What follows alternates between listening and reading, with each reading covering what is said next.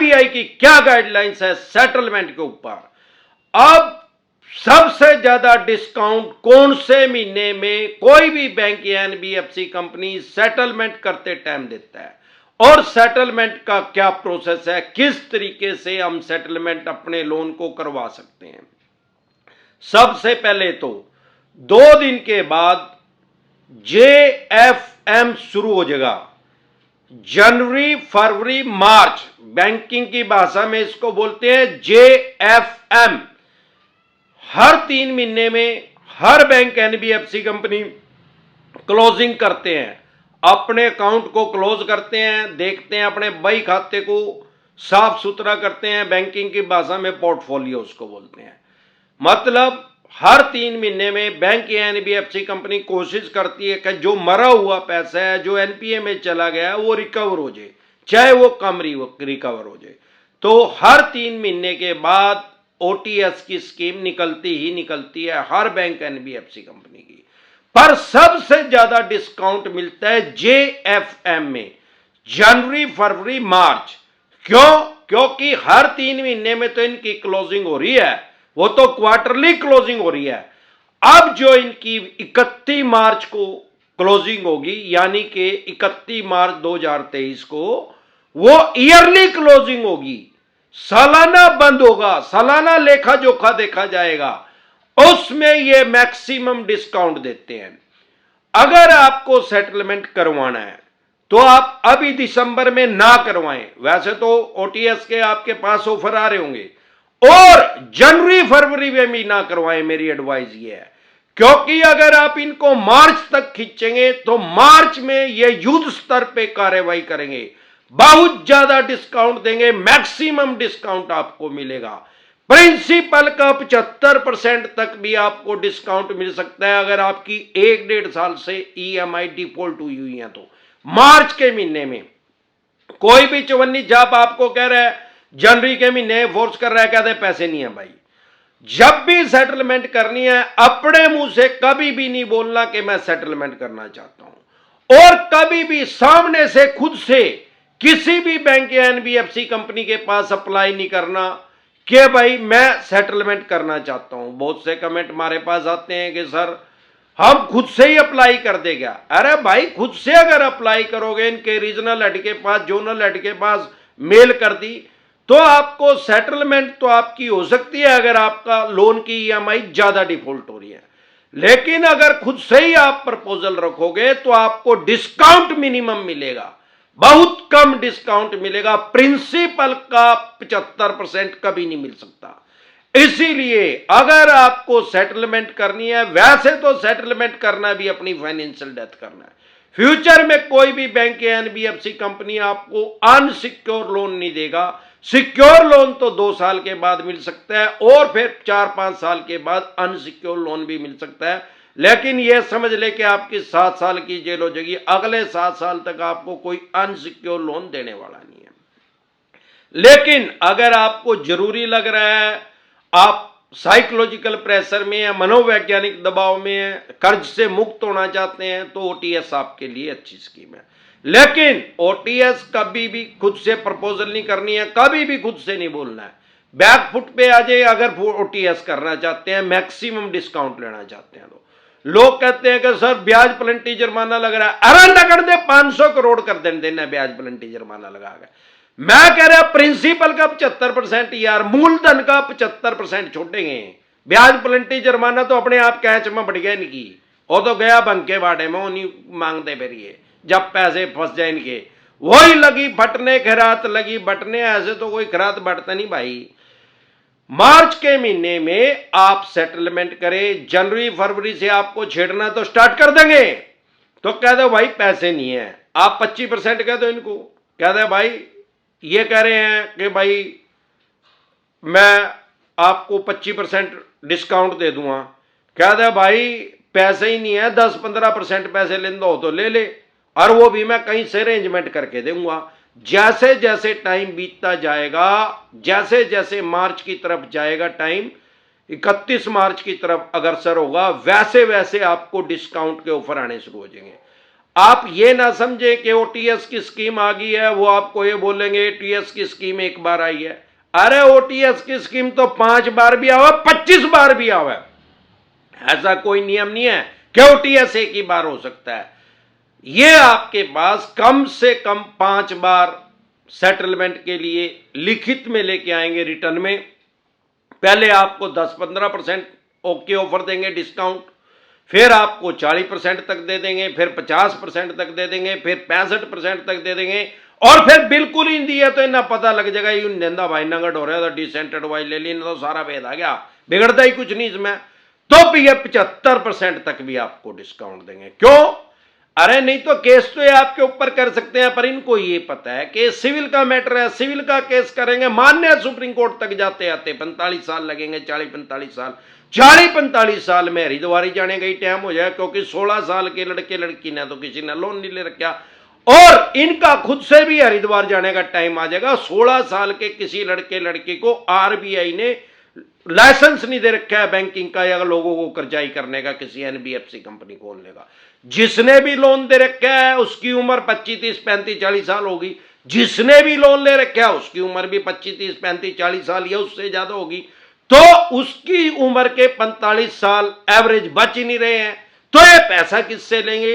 यही कारण है कि ये ओटीएस करते हैं, वन टाइम सेटलमेंट। कोशिश करें हमेशा ओटीएस लें, मतलब जब भी आप सेटलमेंट करें उसको ईएमआई में ना करें।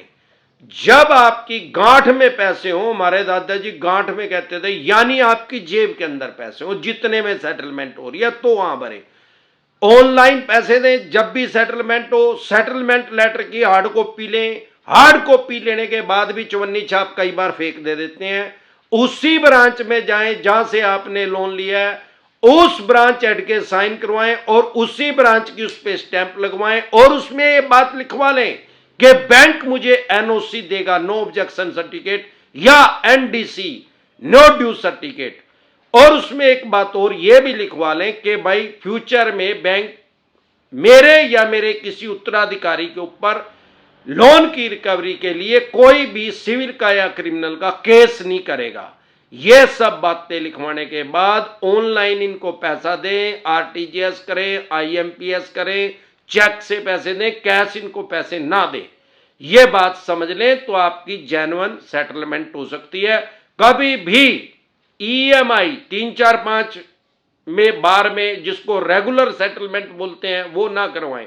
क्योंकि अगर आपने 5 बार में सेटलमेंट करवा ली, भाई मैं 5 बार में पैसे दे दूंगा, तो ये आपके दिमाग से खेल रहे हैं, साइकोलॉजी से खेल रहे हैं आपकी। इनको पता है, फॉर एग्जाम्पल आपने 10 लाख रुपए देने हैं, 10,000 रुपए किस्त है, वो तो आपसे दे नहीं जा रहे। अब इन्होंने 2.5 लाख रुपए में आपका सेटलमेंट कर दिया, 75% डिस्काउंट कर दिया। अब ये कह रहे हैं कि 50,000 रुपए महीना दे दो 5 महीने में। अरे जब 10,000 नहीं दिए जा रहे तो 50,000 रुपए कहां से दिए जाएंगे? लेकिन आदमी कच्चे लालच में आके कहीं से यार प्यारे रिश्तेदारों से उधारे लेके वो सोचता है कि मैं उतार दूंगा। वो 2-3 बार उसने पैसा दिया 50,000 रुपए, अब उसके पास है नहीं, या हुए भी तो एक दिन लेट हो गए। अगर आपने इनकी 3 बार भी 50,000 रुपए दे दिए, फॉर एग्जाम्पल 10 लाख का इन्होंने 2.5 लाख में सेटलमेंट कर दिया, और आपने 50,000 रुपए 3 बार भी इनको दे दिए, और चौथी बार में एक दिन भी अगर आप लेट हो गए तो पैसा तो ये ले लेंगे, वो 2 लाख रुपए जो आपके हैं वो फोरफिट कर देंगे, ब्याज प्लेंटी जुर्माने में काट देंगे, और दोबारा से फिर 10 लाख रुपए मांगने शुरू कर देंगे। कहेंगे भाई जो सेटलमेंट है वो कैंसिल होगी, जो उसकी गाइडलाइंस थी, जो उसमें टर्म कंडीशन लिखी हुई थी, वो आपने मानी नहीं। तो इन सब बातों को मद्देनजर रखते हुए ओटीएस का फायदा लें। हमेशा ध्यान रखें, अभी क्योंकि ओटीएस मार्च के महीने में सबसे ज्यादा डिस्काउंट मिलेगा, तो ओटीएस करनी है, वन टाइम सेटलमेंट करना है तो मार्च के महीने में करें, मार्च तक वेट करें। अब 3 महीने रह गए हैं सिर्फ। हर बार बताता हूं, 2 तरह के लोन नोटिस को कभी भी अवॉइड ना करें। अगर कोर्ट से आपके पास नोटिस आ रहा है, जिसको समन बोलते हैं, 138 का, जिसको सामान्य बोल की चाल की भाषा में चेक बाउंस बोलते हैं, उसको कभी हल्के में ना लें, इग्नोर ना करें। नहीं तो आपको 14 दिन के लिए न्यायिक हिरासत में जाना पड़ सकता है, 14 दिन की आपकी जेल हो सकती है मिनिमम। अगर आप उसको इग्नोर नहीं करें, वैसे तो 99% चवन्नी छाप फेक नोटिस भेजते हैं, फेक नोटिस डिसेंटेड हुआ लिख के वीडियो देख ले, पता लग जाएगा फेक है कि जेन्युइन है। फिर भी जेन्युइन लग रहा है तो अपने कोर्ट में, अपने फोन में ई कोर्ट लोड कर ले। सारे देश की कोर्ट जो है ऑनलाइन हो चुकी हैं, कुछ भी हाइड नहीं है, उसमें चेक कर लें कि आपके ऊपर केस हुआ भी है क्या। अगर हो गया, भगवान ना करे, तो आप तुरंत प्रभाव से उसमें जमानत ले लें, बेल ले लें। बेलेबल ऑफेंस है, जमानती अपराध है। उसके अलावा अगर सरफेसी एक्ट 2002 के अकॉर्डिंग आपके पास नोटिस आ रहा है, आपका कोई सिक्योर लोन है किसी प्रॉपर्टी का, उसको कभी भी इग्नोर ना करें, कभी भी उसको हल्के में ना लें। नहीं तो अगर आप उसको इग्नोर कर रहे हैं, हल्के में ले रहे हैं, तो आप अपनी मकान, दुकान, जमीन जायदाद, फैक्ट्री, कारखाना, स्कूल, कॉलेज, बंगला, कोठी या शोरूम, जो भी आपने मॉर्गेज करके, गिरवी रख के, रहन रख के इनसे पैसे लिए हैं, लैप करवाया है, लोन अगेंस्ट प्रॉपर्टी करवाया है, या होम लोन लिया है, या सीसी लिमिट लिया है, उसको ये ऑक्शन कर देंगे, बोली कर देंगे, स्क्रैप के रेट में, कबाड़ी के रेट में उसको ये सेल कर देंगे। आपको अगर अपने राइट्स और अधिकार नहीं पता, अगर ये कबाड़ी के रेट में आपकी प्रॉपर्टी को सेल करने की कोशिश कर रहे हैं, स्क्रैप के रेट में, फॉर एग्जांपल 3 करोड़ रुपए की आपकी प्रॉपर्टी है, उसको 1 करोड़ में सेल करने की कोशिश कर रहे हैं, तो आप एक नोटिस इशू करें कि भाई जिस एरिया में मेरी प्रॉपर्टी है, जितने गज की है, जितने स्क्वायर फुट की है, उसी लोकेशन पे उतने स्क्वायर फुट की, उतने गज की 2 आदमियों का एफिडेविट लेके आओ कि वो भी 1 करोड़ रुपए में बेचने के लिए तैयार है, तो मैं मानूंगा कि मेरी प्रॉपर्टी की कीमत 1 करोड़ है। नहीं तो इसकी 3 करोड़ है, 3 करोड़ में सेल करके 1 करोड़ रुपया अपना काट के 2 करोड़ रुपए मुझे दे दो।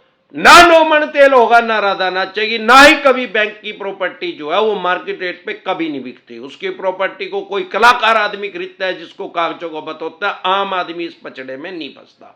तो आप इसके अलावा अगर आपके पास सरफेसी एक्ट 2002 के अकॉर्डिंग कोई नोटिस आ रहा है तो तुरंत प्रभाव से लीगल एडवाइस लें। अगर आपके पास का केसीसी लोन है, किसान क्रेडिट कार्ड का लोन है, तो आपके ऊपर सरफेसी एक्ट इंप्लीमेंट नहीं होता, लागू नहीं होता। चाहे खेती किसानी से संबंधित कोई भी लोन है, उसके ऊपर केसीसी कभी भी इंप्लीमेंट ही नहीं होता, लागू नहीं होता। इसके अलावा अगर आपके 20% से पैसे कम रह गए इनके देने, तो भी आपके ऊपर सरफेसी एक्ट इंप्लीमेंट नहीं होता। 50% से ज्यादा पैसे जा चुके हैं तो आप इनके खिलाफ डीआरटी में जा सकते हैं, ये भी कोर्ट का नाम है।